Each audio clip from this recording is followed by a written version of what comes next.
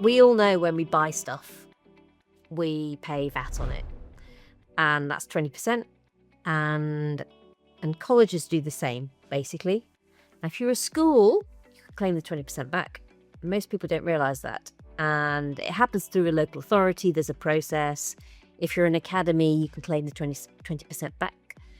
But if you're an FE college, you can't. And that matters because if I'm Justine Greening in Rotherham and my school doesn't have a sixth form college, so I am going to the FE college, why should that person, in the sense, get 20% less, effectively, on their education, because you're having to fund that as well, compared to if my school had offered my A-levels and I could have stayed, then that would have been no VAT.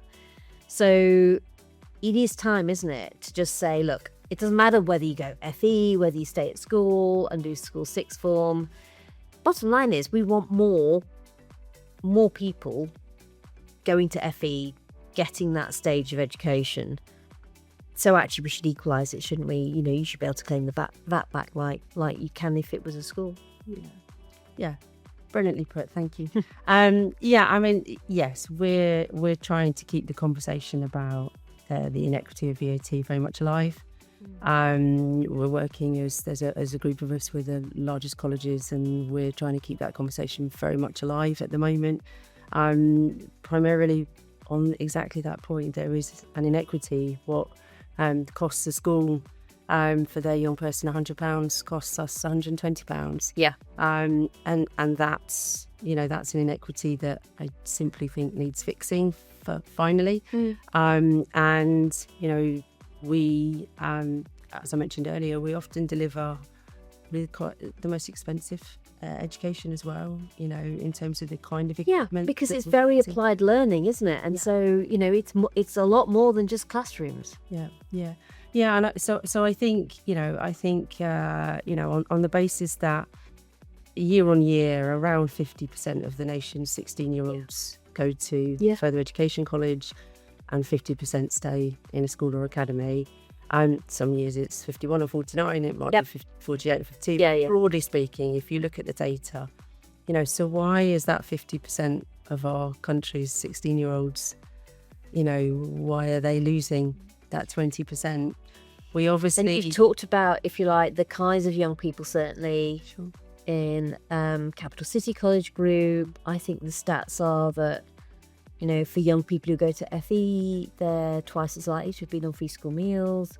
So actually, if you really want to drive social mobility, then this is your pool, that you would look at around how do we absolutely remove all the barriers.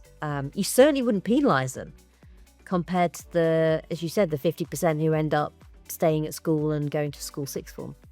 Yeah, and I think, it's like this project, we talked about Soho, we did £9.4 million refurbishment in here, and it's great. We pay 1.6 million in VAT. That 1.6 million would have meant more equipment for students, or it would have helped us to maintain the pace of technology in a facility like this, by being able to, have that money to continue to invest. So, for us as a college, we pay about between 4 and 5 million a year with VAT, which is 4 or 5 million away from students. It's like a number, and it's significant. It's a significant amount of money that we could do a lot with, and obviously education is not something that can have a tax applied to it. So we don't and shouldn't put VAT on students that are paying fees.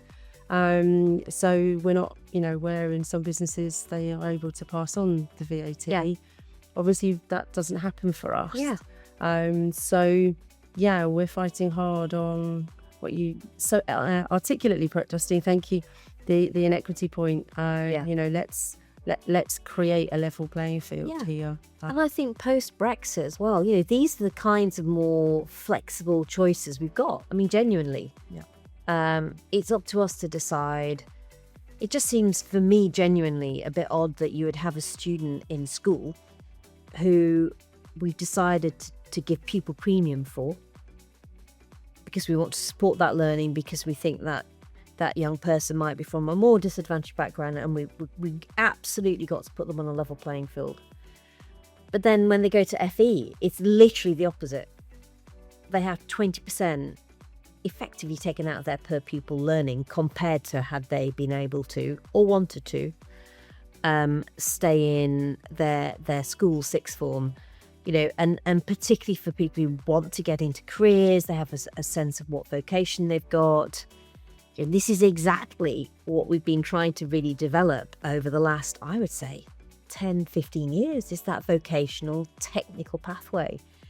So I think I'd be interested to see what Alan Milburn comes up with in the final report, in a sense. But I just think it's a really good example of the fact that if we're going to really drive change and not just tackle this issue around young people not in, education, employment or training, but more fundamentally make sure it's a level playing field. That's all this is about. It's not about giving people a head start. It's literally about making sure people have a level playing field when it comes to getting opportunities.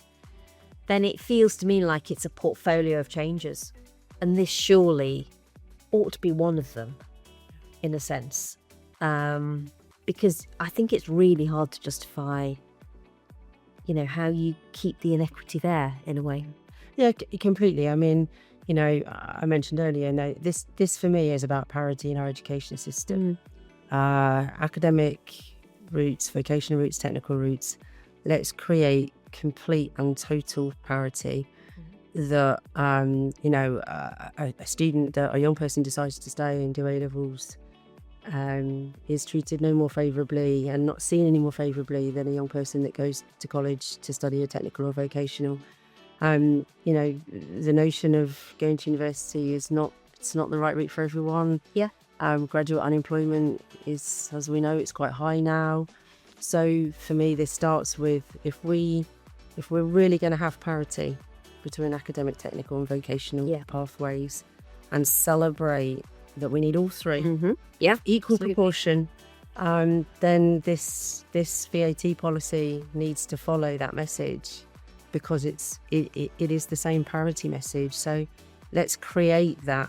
Let's create the parity of pathway, because our young people on all three of those pathways are going to make a difference in the world. Absolutely. So let's give them all equitable chance to really go and maximise their potential and be the best they can be.